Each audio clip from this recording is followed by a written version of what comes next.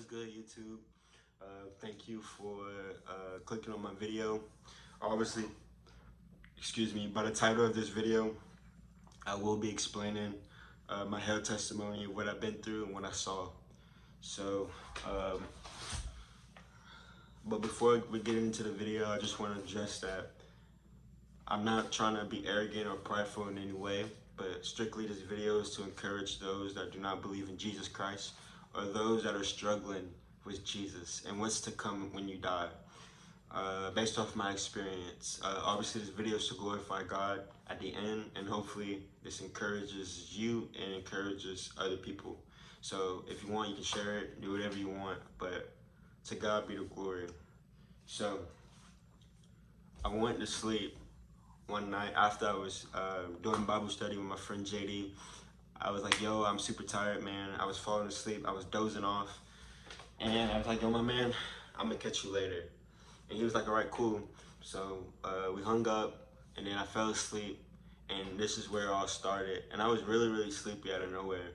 So I knew something was finna go down, but I wasn't quite sure. So then I woke up. Well, I went to sleep, and then I woke up. And I was standing in front of the gates of hell. And the way it was the gates were very, very wide. It's very tall, and it had two stone pillars on each side of the gates, and they have fire coming from the top of them.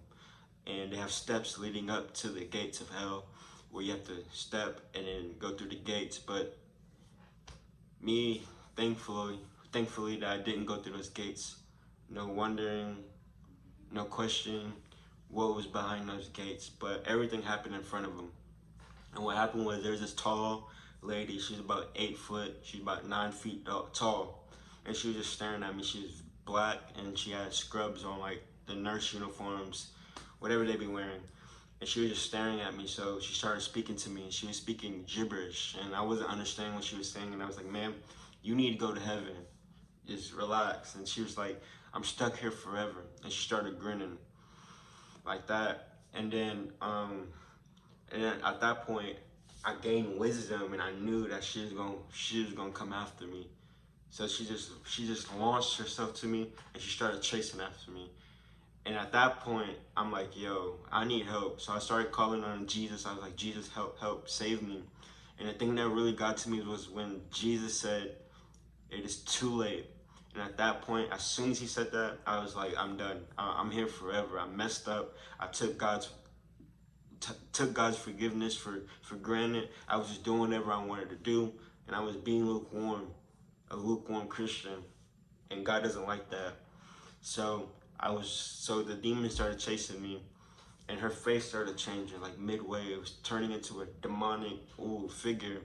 At first, it was like a regular human being that was 8 foot, and then she turned into a demon in disguise. So what happened was she was chasing me over and over and over again. I was going in circles. I wasn't going anywhere, and I was just running in circles and circles. I was passing up the gates of hell in circles, and kept passing it again, passing it again, passing it again. And every time when I would call on to Jesus, I would look.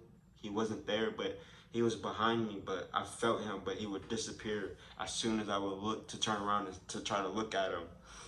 And Jesus' presence is like, it's like a bold, peaceful, loving presence. It's like nothing can harm him. Nothing can do anything to him, because he's the Prince of Peace. He is the King. And God was allowing that to show me, if I don't change my ways, if I God was showing me that to show me that if I don't change my ways, that's where I'm going to end up for the rest of my life. Because when you die, you have a soul.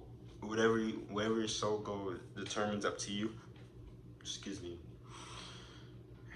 Yeah. So yeah.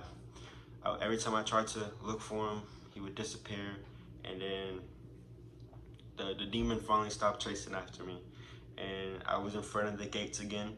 And what happened was, I thought that it was it. I thought it was done. I thought it was over. I get to go home. But then another one busts through the gates. But this one's a lot shorter. It's moving fast. And the quick response that I had was just run. Same concept. It's like you're running in a maze, like you're in a maze forever, and you just keep going in the same place over and over. And it's like running a mile, it's like running a lap, but you're just constantly running without stopping, and you cannot hide, cannot go nowhere. So this demon was chasing me again, but this one had a long hook, and he was running, but he had the hook on the side. So as he was running, like I kind of like, I didn't stop, but like as soon as I tried to run one more time, he grabbed me and he took me into outer darkness. Basically, what outer darkness means is just, it's just nothing but pitch black darkness. It's just, you cannot see your hands, you cannot see your feet, you cannot see what's in front of you, behind you, on the side. You cannot see nothing. And all of a sudden, I was rolling with Jesus.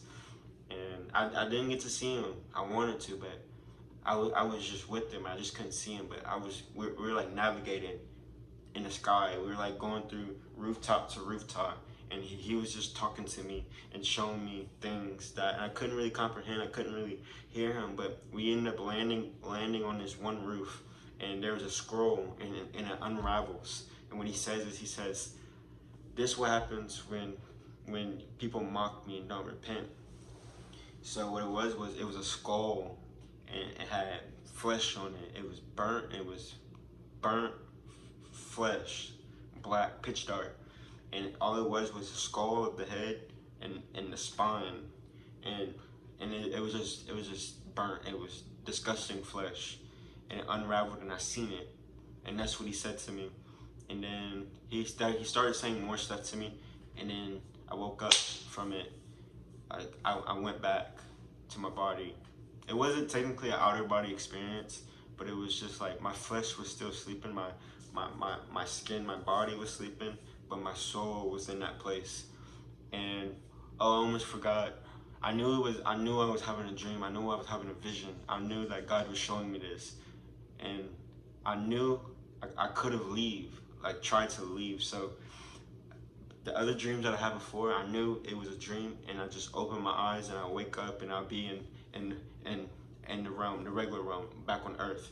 So I tried to do it as I was in hell, and mind you, I tried, and literally my soul went and it went back, and I was stuck in that place and I couldn't leave. I literally couldn't leave. It was like my body was programmed to keep running in circles, because that's what it felt like. It was no time. It felt like I was in there forever. And when I say to you, this screams, it is horrible. It's like people are in there because of the choices that they made, murdering, homosexuality, practicing different religions. They're in cults, worshiping the devil. They're lying, they're stealing, gangbanging, drugs. Literally, that stuff gets you nowhere. And it's like when you do it on earth, it's like a never-ending roller coaster. It's like you keep doing it, you keep trying to satisfy your flesh, but yet when you're done with it, you're never satisfied. Your cup is still empty. But I'm here to tell you that when you receive Jesus as Lord, He fills up your cup, because who fills you up? Jesus does. It's Him that fills you up. It's Him that gives you joy. It's Him that takes away your anxiety, your depression. It's Him that gives you peace. It's all Jesus, and Jesus is the way. But hell is a real place, and I will be dropping a part 2 of what the fire feels like and what does hell feels like. And yeah, so thanks for watching. Please, hope this video encouraged you. Please like, share, comment, however you want to do it, and let me know if you want me to drop part 2 soon. But thank you for watching this video. It means a lot. And me, I'm just a regular person just trying to share Jesus, so don't think I'm special. Alright, so that's it for the video. So thank you for watching. But it was nice talking to y'all. But I'm gonna drop a part 2 soon, so let me know. 3, 2, 1, mouth.